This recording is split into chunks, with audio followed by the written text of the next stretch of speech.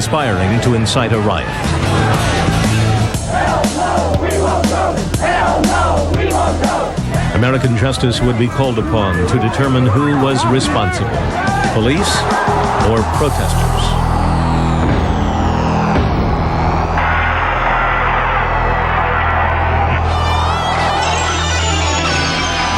The riots that shocked America in August 1968 were part of a chain reaction stretching halfway around the globe. From a war in Vietnam that was tearing the nation apart. And I'm not fearing any man. Mine eyes have seen the glory of the coming of the Lord. To the assassination in April of Dr. Martin Luther King Jr., which sparked race riots around the country. My thanks to all of you, and now it's on to Chicago, and let's win there. To the slaying in June of presidential candidate Robert F. Kennedy, who opposed the Vietnam War. But the chain reaction was not yet complete. It would explode in Chicago in late August as the Democrats were nominating a new candidate for president. President Johnson, weary of waging an increasingly unpopular war, had already bowed out of the race. I shall not seek, and I will not accept the nomination of my party for another term as your president. All we are saying is guilty but Into this political chaos stepped some of the best-known radicals in America. For Jerry Rubin, co-founder of the Youth International Party, or Yippies, the Chicago Convention presented the perfect opportunity to take a high-profile televised stand. Large-scale demonstrations against LBJ's war in Vietnam and the establishment. Because the Democratic Party has blood on its hands. And because there's a struggle going on in the world today between young people and between those old menopausal men who run this country. One of the more traditional protest leaders actually belonged to the older generation. David Dellinger was 52, a pacifist who had opposed the draft as far back as World War II. I want to be very clear, of course, we are nonviolent. We're not going to attack the National Guard. We're not going to attack the police. We believe that our fight is not with them. Our fight is with the militarist and racist policies of the government. In the weeks leading up to the convention, Jerry Rubin and his Yippie co-founder, Abby Hoffman, both born showmen, regaled the media with their mock agendas. The Chicago water supply would be contaminated with LSD. Wives of delegates would be seduced away from their husbands by young radicals and driven across the border to Wisconsin. More ominously, the FBI was warning Chicago police about the possibility of assassinations and terrorism. The reports noted that some of the anti-war activists were communists who supported the North Vietnamese. In stereotypical 1960s fashion, the battle lines were being drawn. Young protesters against the old establishment. All in favor of that motion will signify by saying aye. No one better personified the establishment than Chicago's longtime mayor, Richard J. Daley, a prominent figure in national politics and a loyal Democratic Party power broker. This was his convention in his heavily Democratic city. He did not want any disruptive protests, so he steadfastly refused to grant organizers the permits they were requesting. We don't permit our own people to sleep in the park, so why would we permit anyone from out of the city to sleep in the park? We don't permit our own people to march at night, so why would we permit a lot of people doing snake dances at night through neighborhoods? Protest organizer Rennie Davis, one of those later charged with conspiring to incite a riot, would not back down. If the mayor refuses to grant these permits, we believe that citizens of this country should oppose a police state and martial law and should come to the city of Chicago determined to have this demonstration. The nation's best-known young radical, Tom Hayden, co-founder of SDS, or Students for a Democratic Society, was equally defiant. So in other words, you're willing to be arrested, is that it? It's not simply a question of being able to assemble, but also a question of being able to assemble with the reasonable hope that the 5,000 troops from Fort Hood, the 6,000 Illinois National Guardsmen, the 12,000 Chicago policemen, the 1,000 secret agents, the 8,000 canisters of mace, and all the rest of us will not be used against us. It was clear that if we went, there would be some kind of confrontation. If we didn't go, it was like giving up the right to protest because we'd been intimidated.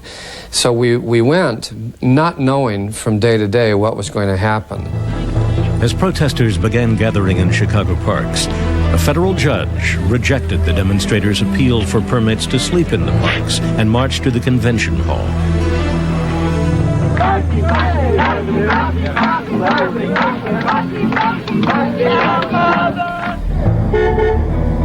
Illinois National Guardsmen and police stood ready to enforce the law, including an 11 p.m. curfew in the parks, a curfew that would become the proverbial line drawn in the sand. The threat of violent confrontation was growing. Protest organizers now offered training in martial arts, a precaution perhaps, but to nervous authorities, it appeared to be one more provocation.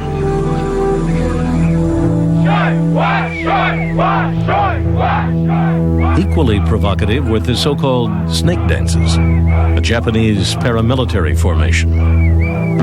Arriving demonstrators were referring to police by a name that was bound to raise tensions even higher.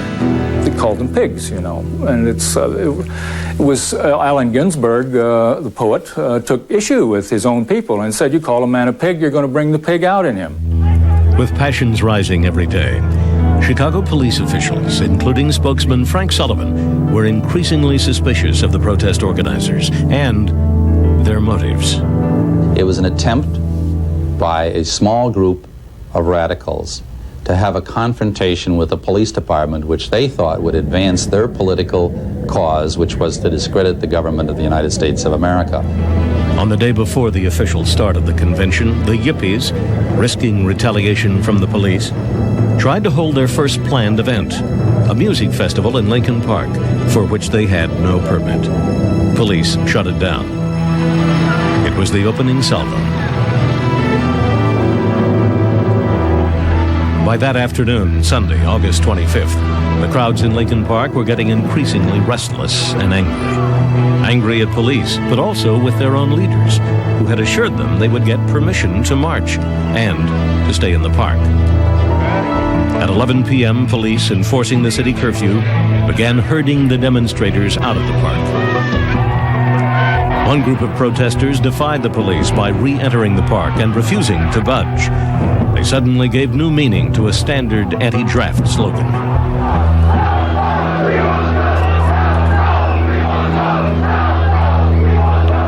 But eventually, police used force to push the crowds onto the streets, where by press and eyewitness accounts, some police overreacted.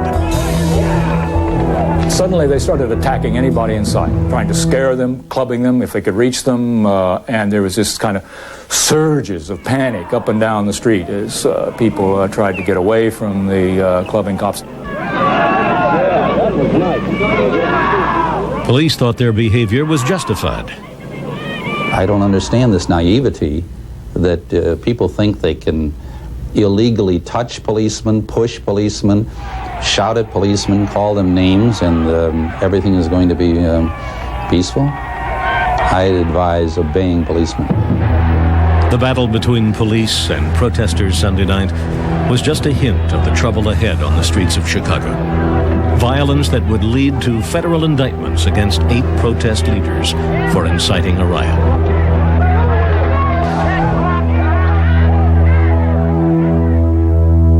The demonstrators in Chicago would chant, "The whole world is watching." And so it was. I was among the observers, then a young reporter for the CBS station in Chicago, WBBM-TV. It's become a cliche that America in the 60s experienced a crisis of authority. Every institution was under attack. The military, education, journalism, and certainly American justice. On the streets of Chicago in late August 1968, the crisis reached an unforgettably theatrical climax. Both sides, police and protesters, were spoiling for a fight. As the scuffles rapidly turned into a riot, I remember the sense of fear. that maybe the country really was splitting down the middle and might not survive this crisis. A crisis that would play itself out not only on the streets, but eventually in the courtroom. American Justice will return in a moment here on A&E.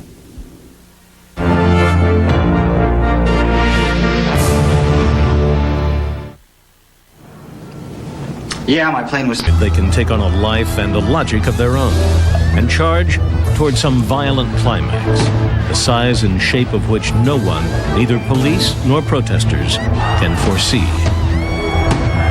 That was certainly the case in Chicago during the Democratic Convention in August 1968. As the convention kicked off, more than 10,000 demonstrators were in the streets and parks. There were 12,000 police and 6,000 National Guardsmen. On both sides of the barricades, there was a mood of bitter defiance. One policeman displayed a chunk of concrete thrown by a demonstrator that hit this officer in the face. This reporter described being assaulted by police. At that time, he noticed that I was taping the whole proceedings. He then grabbed my microphone and ripped it off the machine here and slapped me up against the side of the head on the left side when my helmet was on. With the billy club? With the billy club, knocking the helmet off. And then while the helmet was off, he then cracked me on the right side of the head. Inside the convention hall, a fierce battle over the Vietnam War. People want peace. This war is wrong.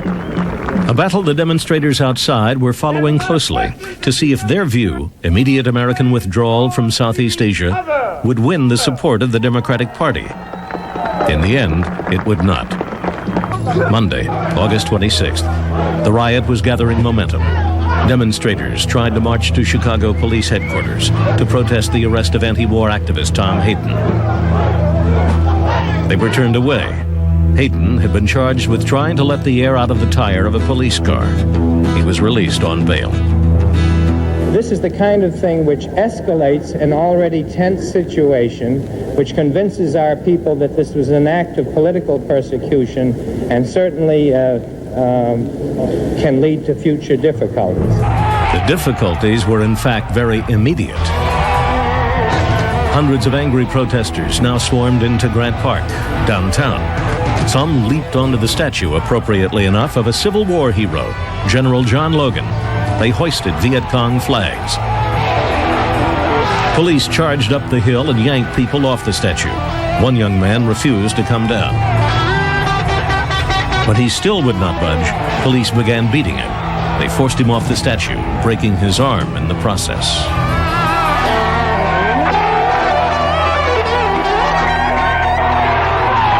That night, a repeat of the violent ritual in the park, as police again tried to enforce the 11 p.m. curfew.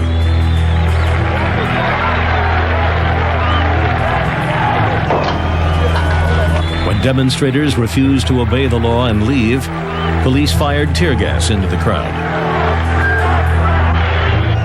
For those who had organized the protests, whether they intended to incite a riot or not, this was exactly the kind of primetime media exposure they had hoped for. In fact, the violence in the streets was throwing the convention into chaos. I feel very strongly that we cannot nominate a president under the kind of conditions that are occurring in the streets of Chicago at this time. The next day, Tuesday, featured an event planned by the demonstrators, a speech in Lincoln Park by Black Panther chairman Bobby Seale. It would later be cited by authorities in charging Seale with inciting a riot. According to press accounts, Seale told the crowd of 2,000 angry protesters, "If a pig comes up to us and starts swinging a billy club, and you check around and see you got your piece, you got to down that pig in defense of yourself. Because if you pull it out and shoot it well, all I'm going to do is pat you on the back and say, keep shooting." That night, about 4,000 people, once again kicked out of Lincoln Park, streamed back downtown, led by organizer Rennie Davis. Busloads of policemen moved in to protect the Conrad Hilton Hotel, the Democratic Party headquarters. Fearing another outbreak of violence, the Police told the crowds they could spend the night at Grant Park, across the street from the Hilton. In my judgment, it would be foolish for the police to try and move this crowd. There are children there, there are women there. Later that night, Tom Hayden, wearing a disguise to evade arrest, told the crowd that, permit or no permit, there would be a march to the convention hall the following day, Wednesday, the day Hubert Humphrey was to be nominated for president. Tensions built through the night as 600 National Guardsmen arrived in full battle gear to relieve Chicago police. Bayonets, flamethrowers, M1s. The crowds chanted, "Sieg Heil! Sieg Heil!" Wednesday morning, calm before another storm. The next 24 hours of rioting would forever fix the image of a city, a political party, and a nation in chaos. Protesters were streaming into Grant Park for a well-advertised legal rally. As many as 15,000 showed up to hear the angry anti-war speeches. There you go. I don't give a damn about this country, because this damn country ain't did nothing for me. There were 600 police officers around the bandshell. Police intelligence had warned that militant protesters planned to invade downtown Chicago and wreak havoc. Police helicopters circled above, warning people they would be arrested if they tried to march out of the park. Chicago's Mayor Daley feared that the protesters would invade the convention hall and disrupt the proceedings on national television. Jerry Rubin provoked the crowd by urging whites to join blacks and become fighters in the streets. "See you on the streets tonight," he said. Inside the amphitheater, the Democrats voted down the anti-war plank. The New York delegation held its own protest.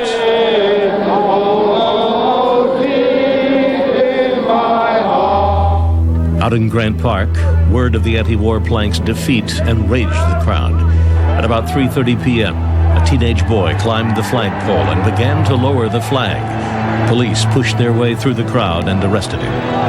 Protesters began pelting the arresting officers with rocks, other debris, even bags of urine. A group of protesters now surrounded the flagpole, took down the flag, and raised a red T-shirt in its place. Police removed it. The crowd was on its feet trying to see what was going on. Sit down! Sit down! Stop silly things! They are provoking us, but we do not want to confront them now. Move back, please! Rennie Davis ran over to the flagpole and tried to set up a line of his own marshals between the crowd and the police. Police responded by charging the line of marshals. A group of 5 angry officers clubbed Davis, beating him unconscious. A battle ensued.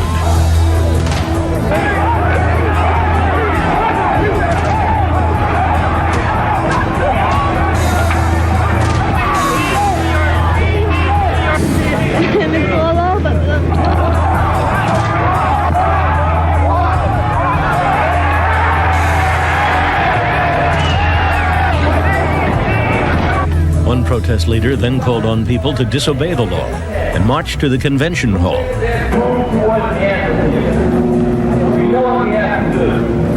A furious Tom Hayden told the crowd that Davis had been rushed to the hospital.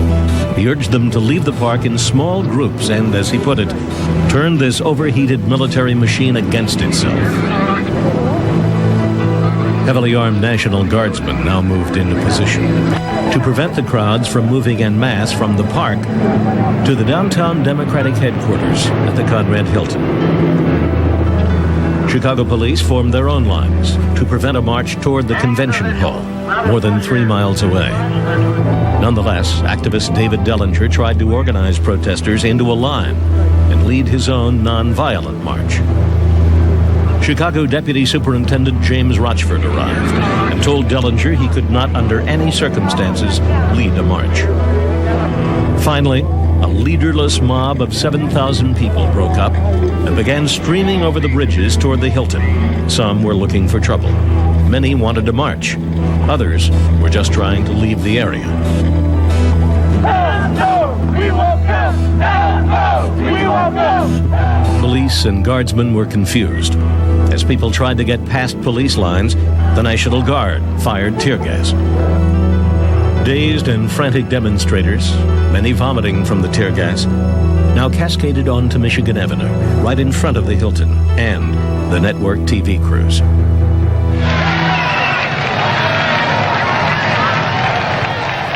At this point, a 3-wagon mule train, led by Reverend Ralph Abernathy and the Southern Christian Leadership Council, was making its way down Michigan.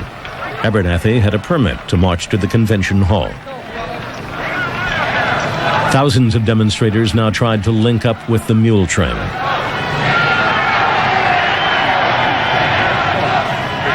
But police had the area surrounded. Protesters taunted police. Some threw rocks and other debris. Police now told the mule train to proceed on its own. Shortly before 8 p.m., police tried to clear the streets. Some policemen lost control and began beating and macing protesters left and right. The next 17 minutes of violence, in which hundreds of people were injured, would come to symbolize Chicago, the Democratic Convention, and the 1960s in America.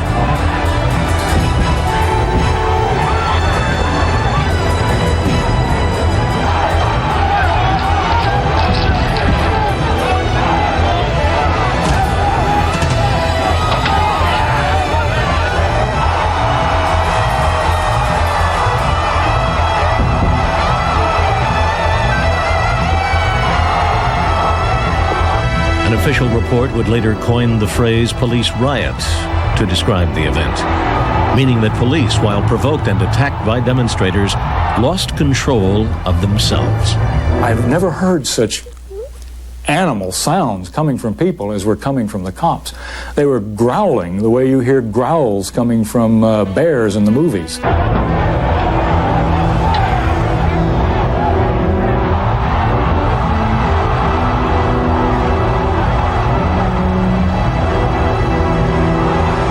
By 9:30 that evening, the taped footage was on national television. In the convention hall, Connecticut Senator Abraham Ribicoff, then giving his nomination speech for Senator George McGovern, denounced the violence. And with George McGovern as President of the United States, we wouldn't have to have Gestapo tactics in the streets of Chicago. The cameras caught the angry reaction of Chicago's proud mayor, cursing Ribicoff, an image of the Democratic Party in total disarray. Later that night, Vice President Hubert Humphrey won the nomination on the first ballot. Anti-war delegates protested with a candlelight march down Michigan Avenue, scene of the violence earlier in the evening. The wounded told stories of police brutality. We were down here trying to keep the people moving along, trying to keep them from causing trouble. And I got clubbed over the head. The next day, police displayed objects thrown by demonstrators, and Mayor Daley defended his police department. In the heat of emotion and riot, some policemen may have overacted, but to judge the entire police department by the alleged action of a few would be just as unfair as to judge our entire younger generation by the action of this mob. 8 policemen would later be charged with using excessive force. All were acquitted.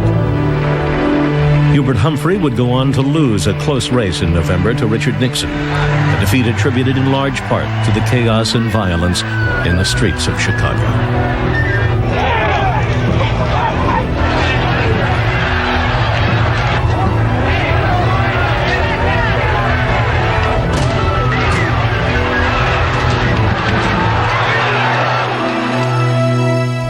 On that worst day of the rioting, Wednesday, August 28th, Chicago police arrested 308 people. Most were charged with mob action, disorderly conduct, or failure to obey a police order. All state charges. But 8 others, the alleged organizers of the riot, would be brought up on federal charges: conspiracy and inciting a riot. The trial would turn into the most divisive and certainly the most chaotic political trial in the history of American justice. That's next.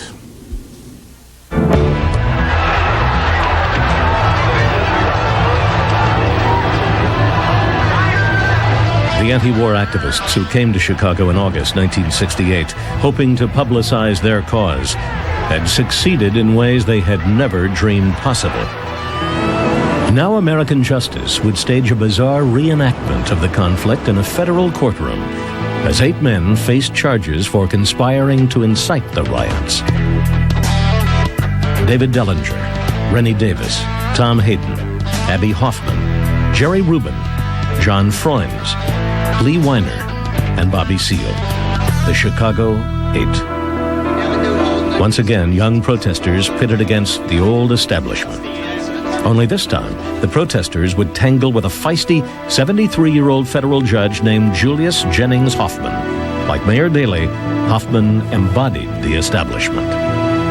He was a small man, sort of looking very much like a gargoyle, or like Mr. Magoo. His voice and his appearance were very much like Mr. Magoo. He was a judge who was known for being on the side of the government. He had a kind of Roman faith in the government of the empire, and he dedicated himself to giving it as much support as he could. For his part, defendant Abby Hoffman set a tone of comic defiance. The Yippies believe in the violation of every law in the books, including the law of gravity. That the Yippie and the judge shared a last name, Hoffman, no relation, was a frequent cause of levity. And they asked the judge, I forgot his name. Hoffman. Right, Judge Hoffman. Hoffman and fellow Yippie defendant Jerry Rubin put on boxing gloves and challenged the judge to a fair fight instead of a trial. Others, including defendant Tom Hayden, took the proceedings more seriously.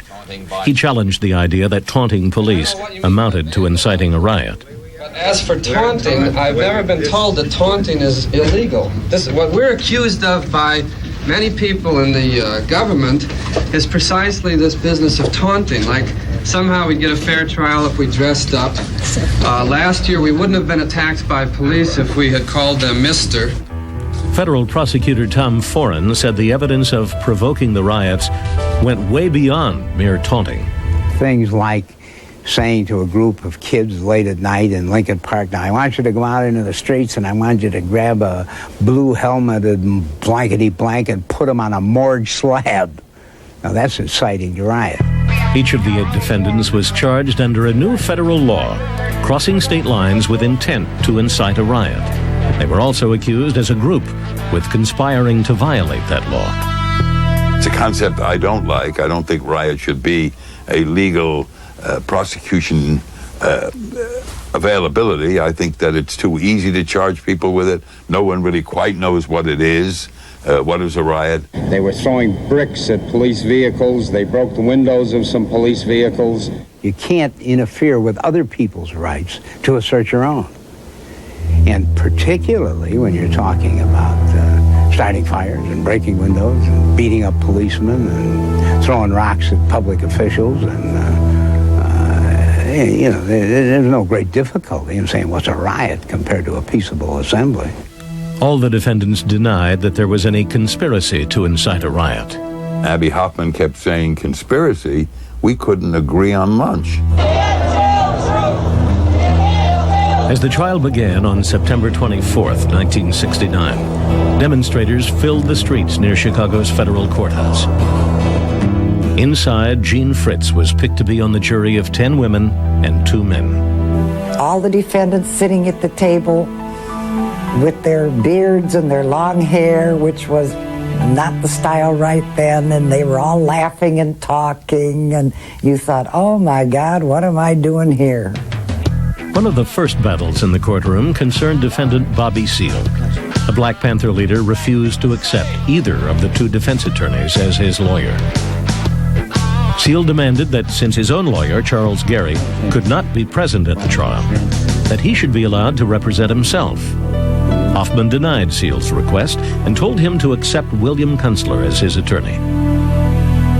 The judge would say, you have a lawyer, Mr. Seale. I don't want any white honky lawyer, you blankety, blankety, blankety, blankety, banging and yelling and screaming. And Kunstler would sit there silent. And this went on day after day after day, sometimes making it impossible to get in 1 ounce of testimony. 1 month into the trial, Judge Hoffman's patience wore out. He ordered Seal gagged and bound to a chair. When they tied him up and sent us out and we came back and he's tied up with a gag in his mouth, I started to shake. I couldn't stop shaking. It was horrible. I think it's bad that Malik has to sit in the courtroom and see his father gagged and handcuffed like this. The following week, Judge Hoffman declared a mistrial for Seal. He also cited him for 16 counts of contempt of court and sentenced him to 4 years in prison. The Chicago 8 were now the Chicago 7. The Bobby Seale incident provoked the other defendants to further acts of defiance. Abby Hoffman stood on his head and blew kisses to the jury. He and Jerry Rubin came to court dressed in judicial robes. Others would refuse to rise when the judge entered the courtroom, anything to thumb their noses at what they perceived to be American injustice. Judge Hoffman was furious. He began making hostile remarks to the defendants and their lawyers that would later be ruled prejudicial. They were trying to get the judge to overdo things, to overstate, because they thought that would generate error in the record.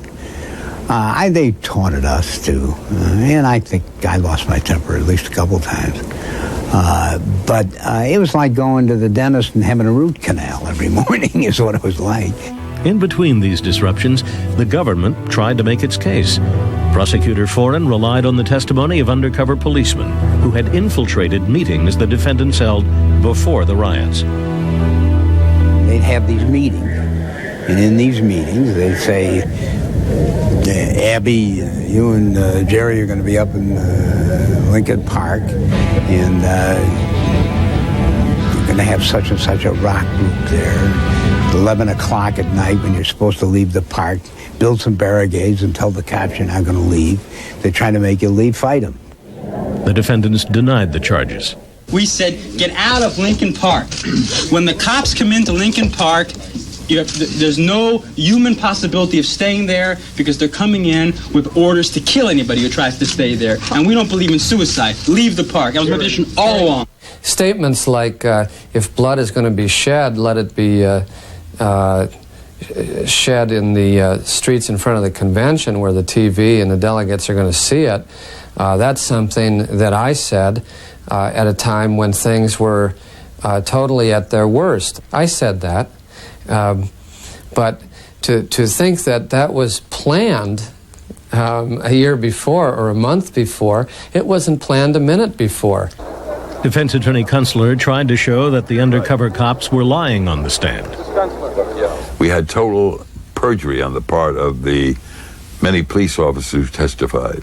One who said he saw a couple making love in a tree, and I cross-examined him, and I couldn't conceive of how they could make love in a tree without falling out, or that no one else in Chicago would have noticed it. While the defendants were doing their best to provoke Judge Hoffman, Prosecutor Foran and Defense Attorney Kunstler were fighting a battle of their own. They broke the windows of some police vehicles. The prosecutor accused the defense lawyer of acting as if he were one of the defendants. He was not defending them. He was one of them. He had the same desires they had to disrupt the legal process, to keep it from coming to fruition, to demean the United States. We wanted to publicize and dramatize why the defendants were there, what they stood for.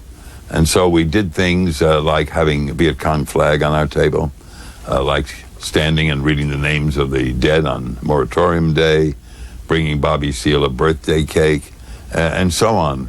In closing arguments, Prosecutor Foran reminded the jury that the defendants were not kids, that the youngest of them, Rennie Davis, was 29. The oldest, David Dellinger, 53. They were a bunch of sophisticated older men who hated the country and hated the United States and conned a bunch of kids into joining them in this counterculture protest. But when Foran went on to call the defendants evil men, the audience and the defendants broke into laughter. On Valentine's Day, 1970, after a 4.5-month trial, the jury retired. No matter what they did, their decision would be viewed as symbolic. Convict, and they would be upholding the views of the old establishment. Acquit, and they would be giving their blessing to the leaders of an anti-war protest that, for whatever reasons, turned violent. There were a few moments during the trial when both sides actually shared a laugh. I recall vividly the day Mayor Daley was set to testify. Before the judge entered the courtroom, defendant Abby Hoffman stood up. He turned toward the mayor and pretended to reach for a six-shooter in a holster. "Okay, Mr. Mayor," he said, "why don't you and I just shoot it out and get this whole thing over with?" The mayor didn't say a word to Hoffman, but he did laugh, heartily. The verdict in the Chicago conspiracy trial, when American justice returns in a moment.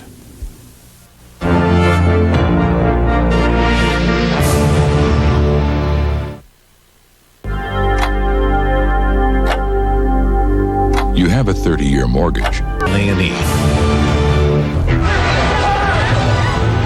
Demonstrators scuffled with police outside Chicago's federal courthouse in February 1970. Inside, the jury was ready to consider the fate of the famed Chicago 7. But Judge Julius Hoffman was not planning to wait for a jury verdict to sentence the defendants and their lawyers for contempt of court. 159 counts in all. The longest sentence went to defense attorney William Kunstler, 4 years and 13 days. I may not be the greatest lawyer in the world, but I think that I am at this moment, along with my colleague Leonard Weinglass, the most privileged, being punished for what we believe in. Judge Hoffman gave Abby Hoffman 8 months. Rennie Davis and Jerry Rubin, 2 years each. The jury's not out of the room for a minute, and he starts sentencing us to jail. He can't even wait for the lunch break. Judge Hoffman represents all that is old, all that is ugly, all that is bigoted, all that is repressive in America. Inside the jury room, deep divisions on the riot and conspiracy charges. 8 to convict, 4 to acquit. A deadlock. Juror Jean Fritz wanted to acquit on all charges. From the very start, she and 3 other jurors came under fierce attack from the majority. We didn't know what we were talking about, and the only reason I wanted them freed was because I had a daughter who was in college and she was a hippie, and things like that. Jean Fritz was upset. She felt deeply that the prosecution of the 7 men was a dangerous attack on free speech. I would get days when I was a total wreck on that jury. I would shake. I would be so upset and afraid. And I didn't want to be afraid of my own government. The jury sent Judge Hoffman a note saying they were hung. When the judge receives a message like that, he is supposed to impanel both sides, the prosecution and the defense, and discuss the message. The Judge Hoffman did not do that. Judge Hoffman suppressed the message. Hoffman came back and he said, "You'll sit there as long as you possibly can because you're not getting out of here till you decide what you're going to do." Finally, on the 5th day of deliberations, the 4 jurors who wanted to acquit gave in. They agreed to find 5 of the 7 defendants, Hayden, Dellinger, Davis, Rubin, and Hoffman, guilty of crossing state lines with intent to incite a riot, but not guilty of conspiracy. 2 defendants, John Froines and Lee Weiner, acquitted on all charges. The jurors who thought the Chicago 7 were innocent justified their compromise by saying a partial guilty verdict was at least better than a hung jury, because a hung jury would have left prosecutors the option of trying the case again. That was one of the main reasons we compromised. We figured that they would give them another trial, and we figured with the atmosphere the way it was, they wouldn't have a chance, because everybody hated them. The judge then sentenced each of the 5 men to 5 years in prison. The prosecutor said the guilty verdicts were a victory for American justice over the disruptive behavior of the defendants, both inside and outside the courtroom. We have established, as best that we could, that they simply could not do in the courtroom in the last 4.5 months what they did and attempted to do in 1 week during the Democratic National Convention in Chicago. Defiant to the end, defendant Jerry Rubin told the judge, "Julius, you radicalized more young people than we ever could. You're the country's top yippie." But American justice had not seen the last of the Chicago 7 case. First, Judge Hoffman's numerous contempt of court verdicts, all reversed on appeal, including those against Bobby Seale. The court said that since Judge Hoffman was the target of the courtroom attacks, he should not have sat in judgment of them. Next, the appeals court overturned the 5 convictions for inciting a riot because of errors by the judge and the prosecutors. Among the errors, the court cited Judge Hoffman's antagonistic attitude toward the defense. Prosecutor Foran still defends Judge Hoffman. I've tried a lot of cases before a lot of judges. There is no judge who could have conducted that trial without disruption. Just like the Chicago police during the riots, the judge fell into the trap of letting himself become a target for anyone seeking a symbol of the evil establishment. But the case was not quite over. The government still wanted to get some of the defendants and attorney William Kunstler on contempt charges. That's next. The Chicago conspiracy trial. In the end, the protest leaders who took on the establishment at the 1968 Democratic Convention in Chicago were vindicated by that very establishment. The system of American justice, which they had railed against as corrupt and unfair, overturned their convictions for inciting a riot. Yet the Chicago demonstrators did not appear to have won over the public. To the great surprise of the demonstrators, 80% of Americans polled said they disapproved of the demonstration tactics, and they blamed the demonstrators rather than the police for what had happened. The government still wanted to punish the Chicago 7 defendants and their lawyers for their defiant behavior in the courtroom. Such disrespect for the rules, said prosecutors, cannot be tolerated. Attorney Kunstler argued the disobedience was justified. But these defendants were determined not to be hampered by the rules, particularly when they thought the rules were those of a system which was out to destroy them by any means necessary. But in November 1973, the government retried the contempt of court charges and won. Anti-war leaders David Dellinger, Abby Hoffman, Jerry Rubin, and attorney William Kunstler all found guilty. Well, I just want to say that the judge blew it. U.S. Attorney James Thompson explained his motive in retrying the case. Simply to vindicate what we consider to be the most important interest there is in the administration of criminal justice. And that is that the rule of law and the rule of civility prevail in a courtroom over the rule of anarchy and the rule of violence. But the court said the judge and prosecutor in the original trial had to share the blame with the defendants, so no jail time was ordered. Attorney Kunstler said he had brought his toothbrush with him just in case. It is a relief not to be able to use that toothbrush within the walls of the Cook County Jail. It had been 5 years since the riots, 4 years since the trial began. Kunstler came away from it all with a much darker view of American justice. After Chicago, I knew the government was rotten. I knew the whole judicial system was rotten to the core in certain cases, and it changed my whole perspective of how, essentially, to be a lawyer. For police spokesman Frank Sullivan, Chicago 1968 has a much different meaning. The moral of the story is do not create a situation where you have thousands of people in the middle of the street defying the police. And then later on, don't be surprised if some policemen use their nightsticks and hit people who are defying them. For author John Schultz, eyewitness to both the riots and the trial, the moral was that each side, authorities and protesters, had turned the other into a subhuman enemy. The police bestialized the demonstrators, and the demonstrators, in turn, bestialized the police. The same thing occurred in the trial, in which the prosecution really tried, in much more than ordinarily happens in a trial, to bestialize the defendants and everything they stood for. The defense, on their turn, tried to characterize the prosecution as being really diabolical. Abby Hoffman said it best at the end of the trial, standing there dressed in his red, white, and blue American flag shirt with his long hair. He said, "Riot, I thought a riot was supposed to be funny. This wasn't fun." Of all the strange things that happened in Judge Hoffman's courtroom, the one that rankles the most in my memory was certainly Hoffman's order that Bobby Seale be bound and gagged. Technically, of course, a legal move. But the marshals did not know exactly how to carry out the judge's order. So first, they handcuffed Seale to a metal chair, put tape over his mouth, and carried him into the courtroom.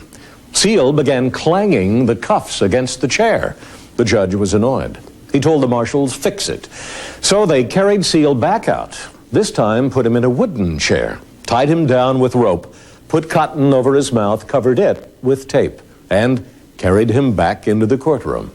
All this when the judge could easily have severed Seal from the trial immediately and avoided such a horrendous display, one that came to symbolize an episode of American justice gone mad. I'm Bill Curtis. Join us again next time for another edition of American Justice here on A&E. Now you can own this 4-video cassette collector's edition box set, The Best of American Justice, The Mob. Call 1-800-423-1212 to explore the intimate relationship between godfathers and the law. Find out what happens to mob rats, meet the mob ladies, and examine the cost of defending the mob. Call 1-800-423-1212. And for $59.95 plus shipping and handling, order The Best of American Justice, The Mob.